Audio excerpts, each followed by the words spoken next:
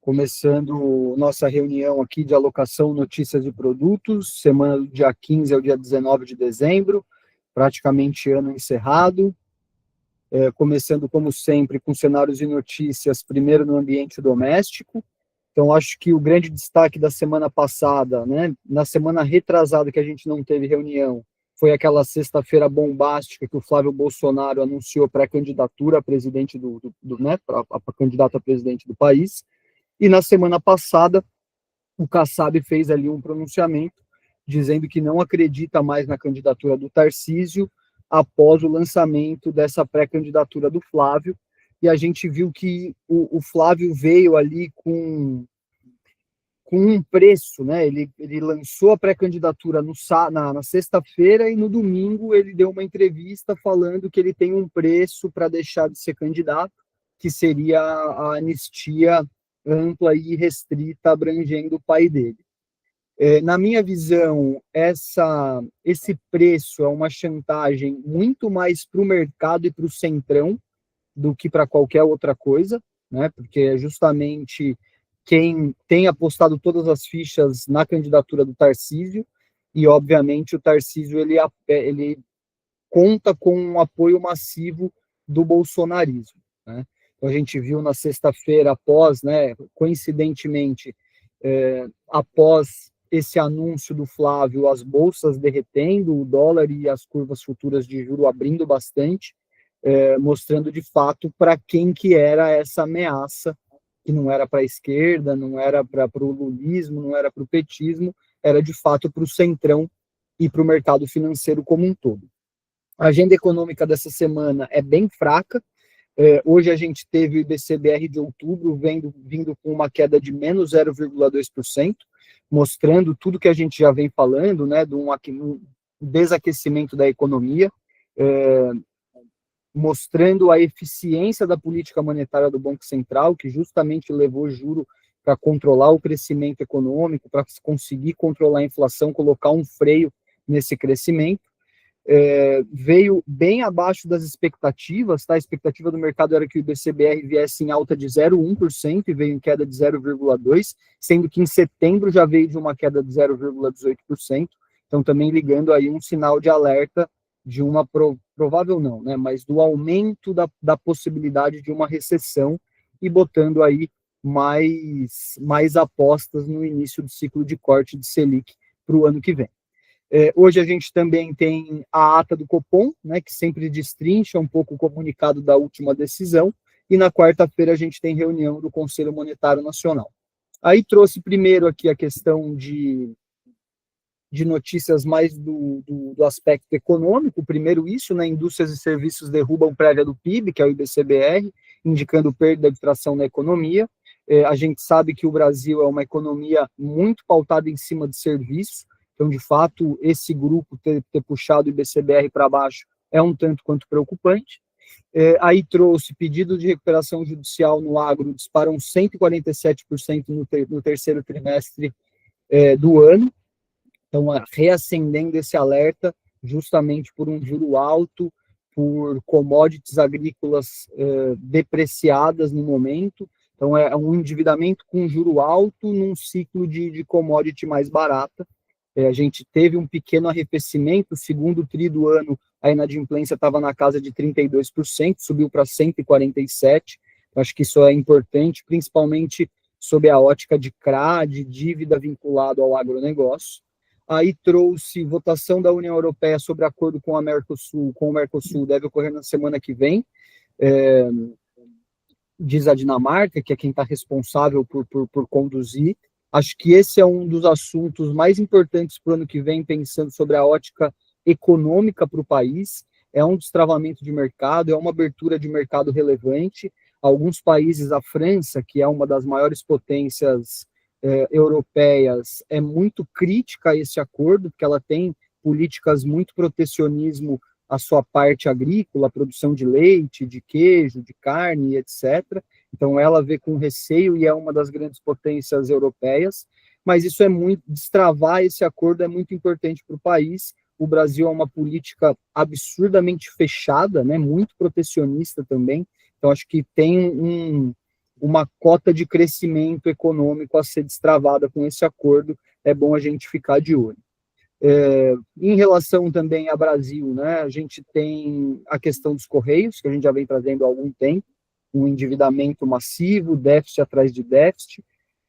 Os grandes bancos toparam emprestar dinheiro para os Correios, desde que com uma garantia do Tesouro. Então, é isso que está sendo costurado. A princípio tinha se falado em 20 bilhões, agora se fala em 12. Banco do Brasil, Itaú, Bradesco e Santander emprestariam esse dinheiro com um respaldo e uma garantia do Tesouro em caso de inadimplência. E, por fim, o Brasil teve maior carga tributária em mais de 20 anos em 2024, mostrando uma preocupação que a gente tem que ter com o fiscal.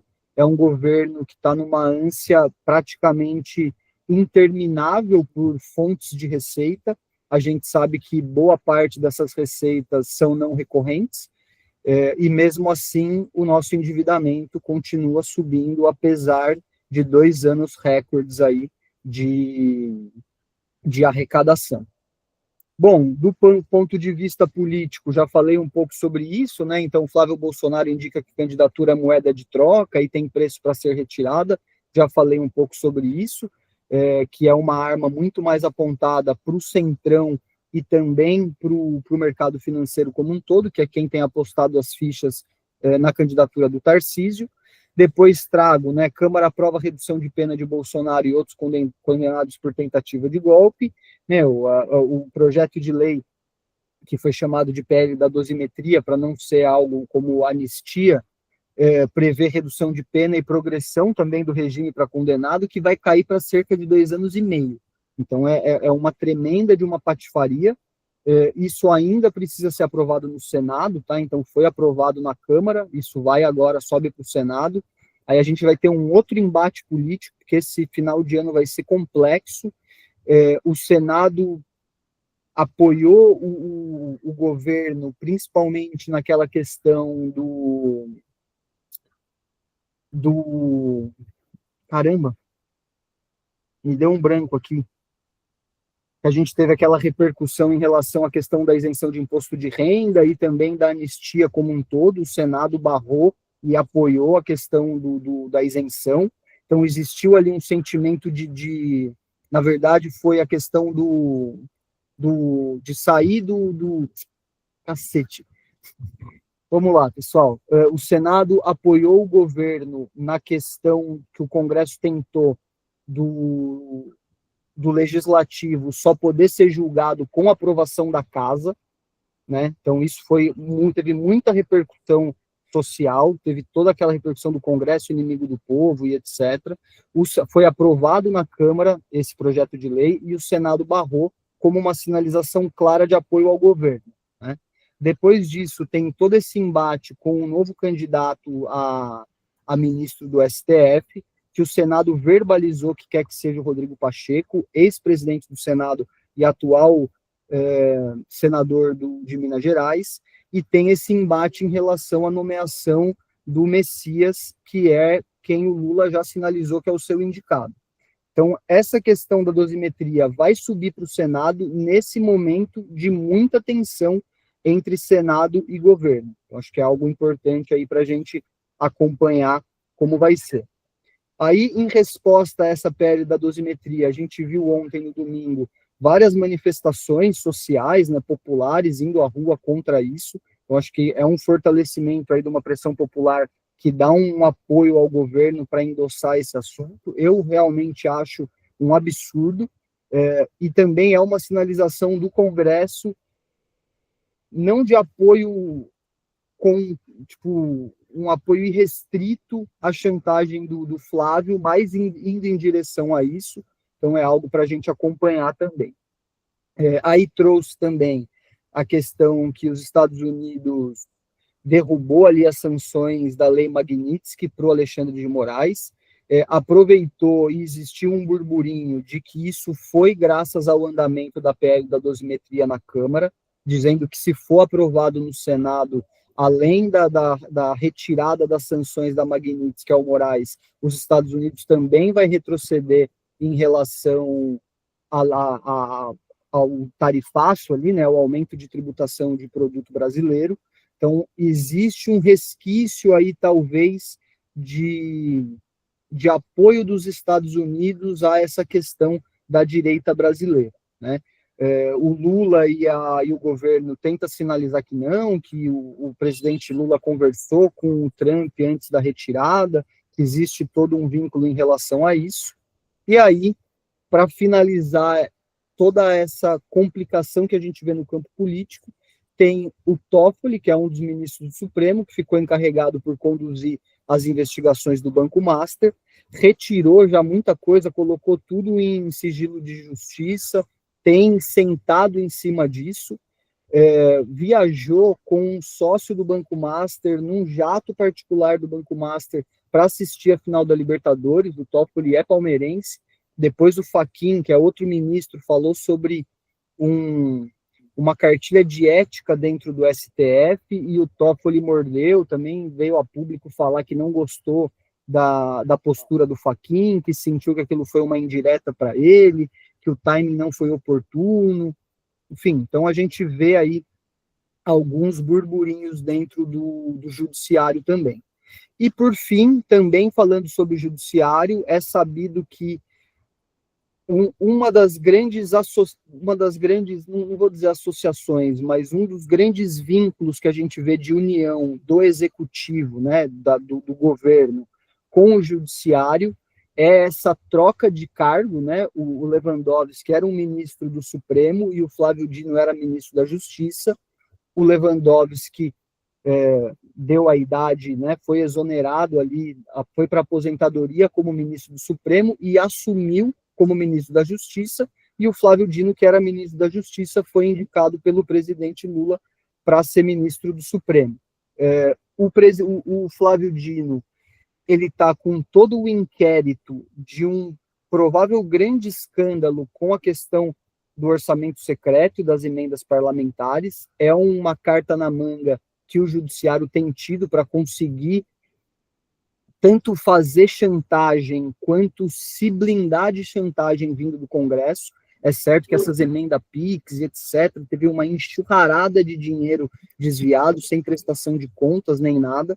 Então, existe esse conflito entre Congresso e Judiciário, muito por conta do poder que o Dino tem na mão, por conta desse inquérito, dessa investigação como um todo. A gente sabe que o homem forte ainda da Câmara segue sendo o Arthur Lira, mesmo com o Hugo Mota tendo assumido a presidência. É o Arthur que costura tudo ali, que tem poder de barganha, que tem poder de chantagem.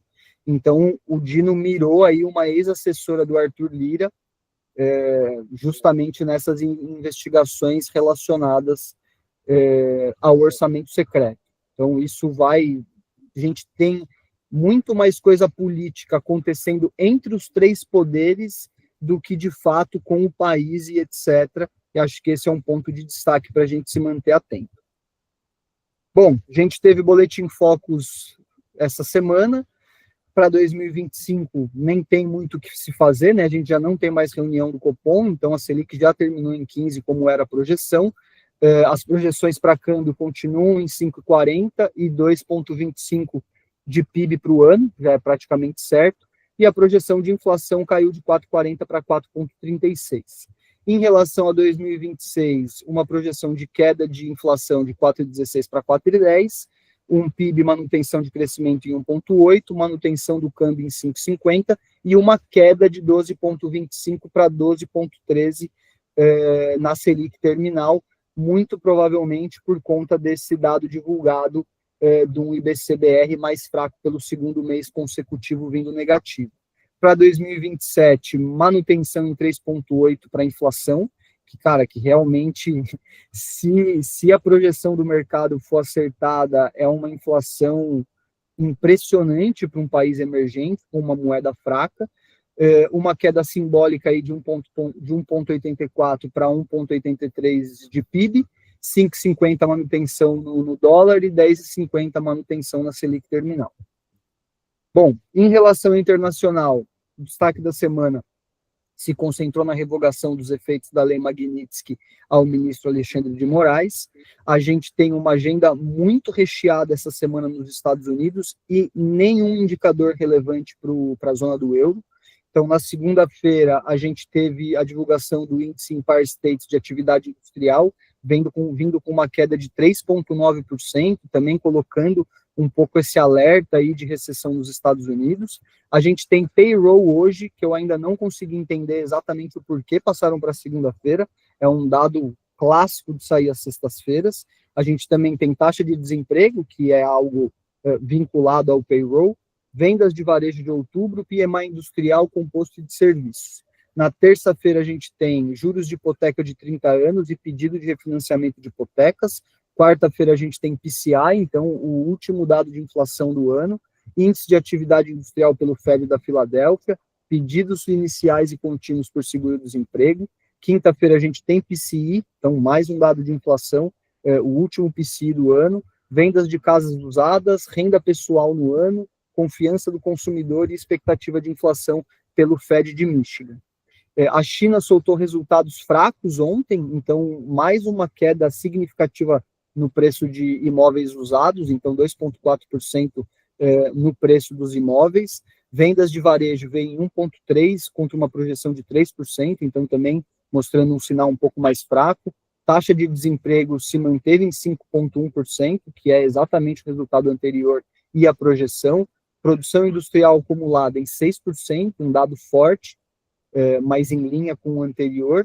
Produção industrial 4,8%, ligeiramente abaixo da projeção de 5%.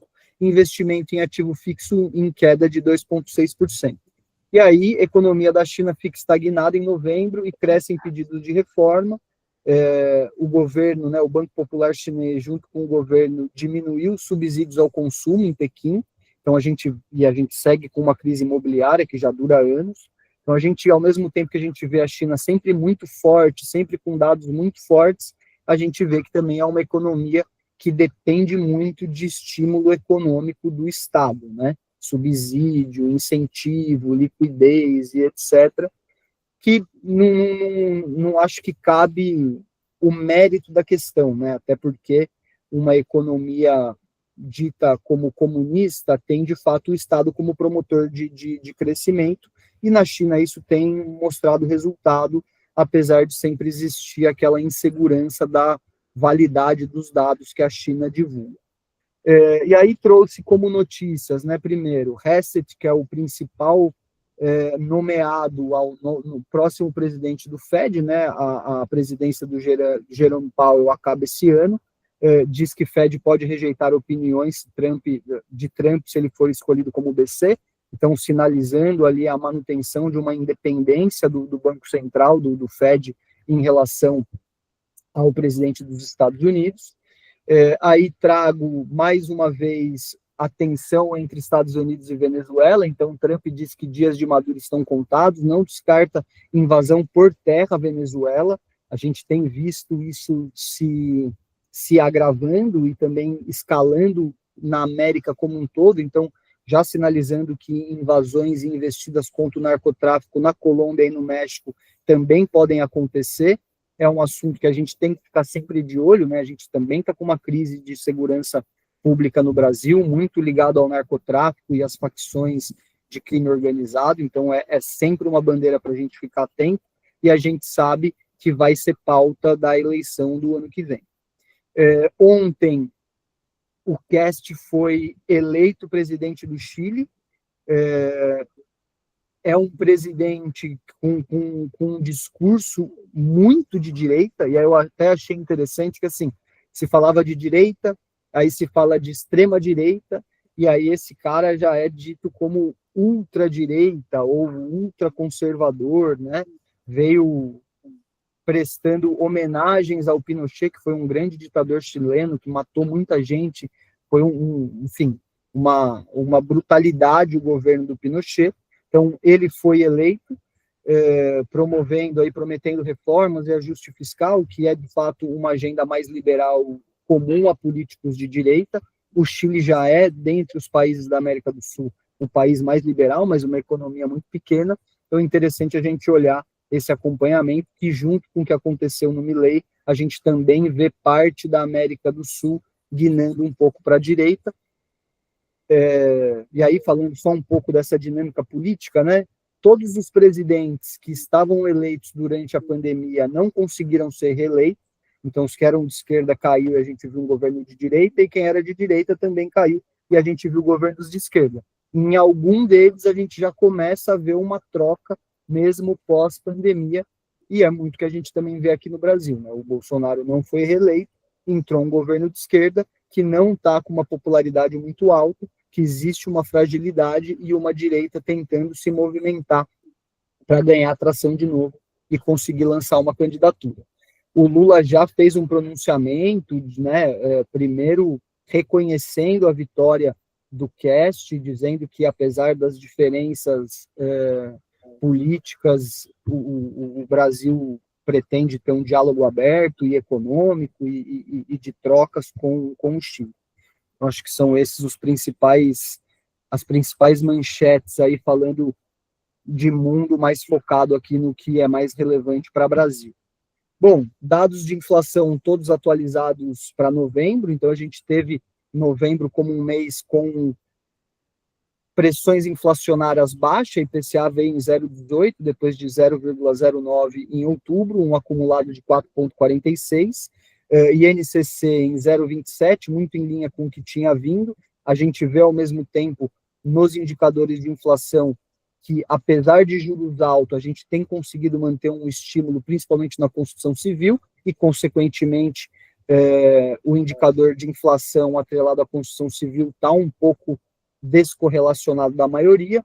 IPA-DI veio negativo em novembro, depois de um mês negativo em outubro, com um acumulado de menos 2,6 em 12 meses, e o IGP-DI também veio praticamente no 0 a 0, depois de um mês negativo e acumulado em 12 meses de menos 0,44%.